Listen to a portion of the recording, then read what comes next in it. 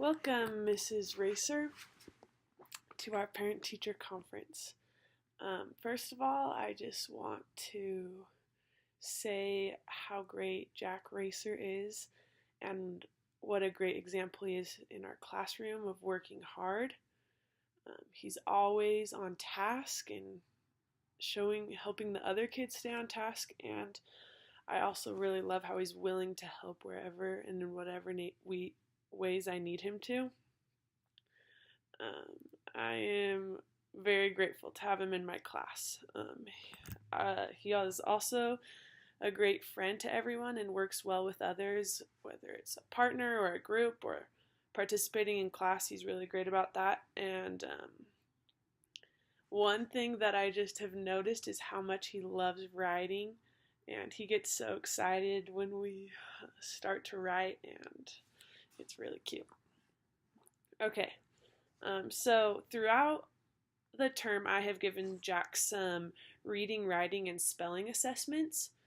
These assessments I gave these to Jack because they're supposed to go more in depth on what specifically the needs and strengths of students are versus just telling them like the score or they got 20 out of 25. It's like why they got that score. In telling you specifically what the students are understanding and what they may need more help with, it helps me as the teacher understand like what I can do for Jack. These have been very helpful in understanding Jack and what I can better do. So we're going to go through some of those assessments, but just so you know, I gave Jack 4 reading assessments. And this helped me understand like when he was making a mistake in reading, was it because of like it didn't make sense to him, visually he didn't understand it, or was it like a phonics thing? I also gave him 3 comprehension assessments where I would read the text to him 2 times and then I'd have him retell it to me, telling me the beginning, middle, and end. And then I gave him a spelling test and then 2 writing assessments, which he loved, and he could write about whatever he wanted to. And so that was fun for me to see what he chose to write about. Some of from these assessments and just from having Jack in class, I have noticed how much Jack loves writing and how he's very good at it. In Jack's 2 writing assessments, he was able to give me an introduction, details, and a conclusion. And this is what we were working on in class, and I didn't even prompt him to do this. He just does it, and he just tells me how much he loves writing, and he decided to write about Fortnite because that's a game that he loves to play, I guess. He doesn't get to play it much, but he loves it, I'm told, by him. And then also he decided to write about his night, the night before, so he told me about how he ate pizza and cheese sticks, and so that was pretty fun. But what was really impressive was like whatever he was writing about, he included an intro, details, and a conclusion, and that was cool for me to see that even when I didn't prompt him to give this, he was able to do it. Another thing that Jack is really good at is reading initial and final consonants. In one of the reading assessments, I would give Jack, like it's a name test, an early name test, so he would read just a simple name, and from the list, he was able to read 50 out of 50 initial consonants. So the first consonant he was perfect at, and then 37 of 42 end consonants. He was also able to read 2 letters that were blended together very well, and so even though he may not have gotten the words completely right, it shows how well he really knows the parts of words. And going along with this, one thing that really impressed me was Jack's ability to spell. I gave him a spelling test, and this spelling test is given, it's like a standard spelling test that helps you understand the parts of the words that students are understanding or what they need may need more help with.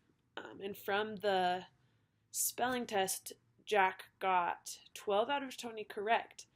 So that's like, okay, but then when you look at what he was able to spell, 6 out of 7, he was able to spell out of the out of the initial consonants, he got 7 out of 7 correct. Out of the final consonants, he got 6 out of 7 correct. Short vowels, 6 out of 7. Digraphs, which is when 2 letters make one sound, he got 6 out of 6 correct. And blends, 5 out of 6 correct. So even though he got 12 out of 20, he's understanding a lot more, and just with some more practice, he'll really get it. Some things we won't get into, but that Jack is really good at is comprehension, like giving details and understanding what the text is saying, which a lot of children struggle with at this age, but he's really good at being able to understand what he is reading. Some of the recommendations that I'm going to do at school is just to help him with his spelling. To help him with his writing. Research has shown that to become fluent writers, children need to be able to spell harder words.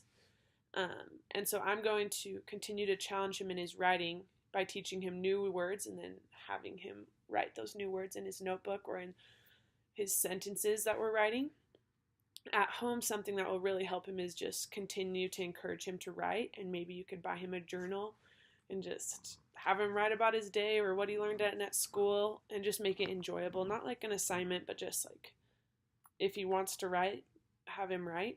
Something that I'm going to have him do at home, or that I'm going to do at school for his reading, is just continue to read those sight word sounds. And we do sight words every day, and we're going to focus on the parts of them to help him understand that there's smaller parts to a word.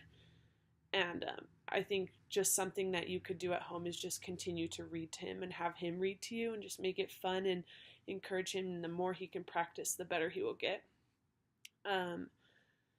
Then going along with this, to help him understand the different parts of the words for spelling, I'm going to challenge him to write more challenging words in his notebook. And this is kind of like the first one, and they go together, but I think by challenging him to write harder words, he will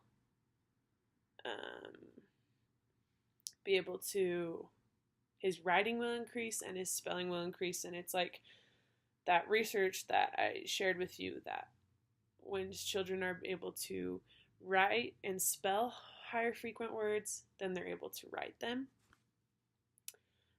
And so that is what I'm going to do. And then I think one thing that you could really help him with is just when he reads and he comes to a challenging word, just continue to read with him, but then just tell him the challenging word and move on, and then just continue to practice that reading.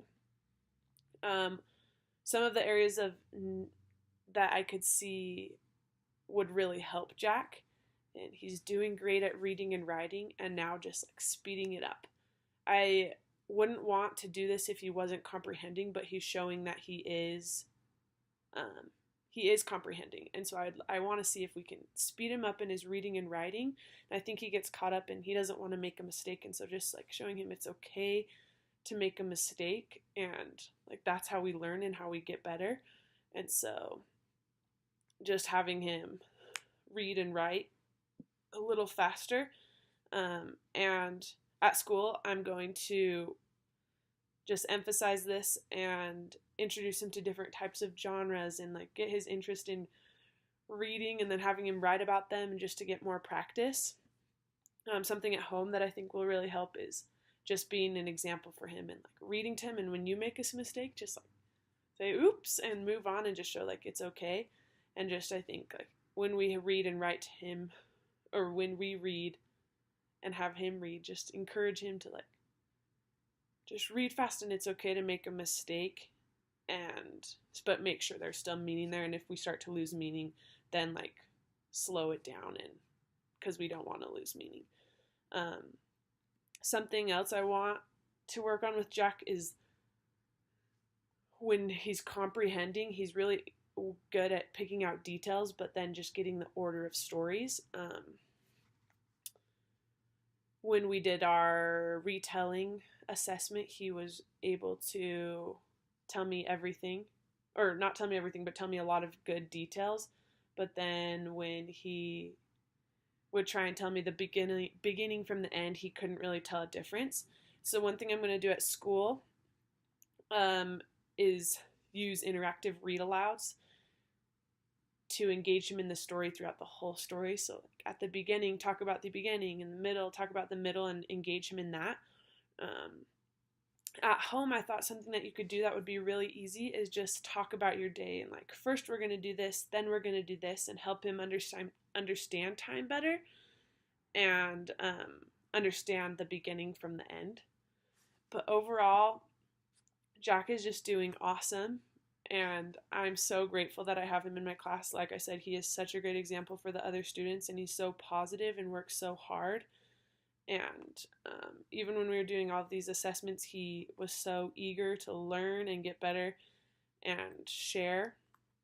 And so I'm just so grateful for him, and you're doing a great job in raising your son. Thank you for coming today, and I'll see you later.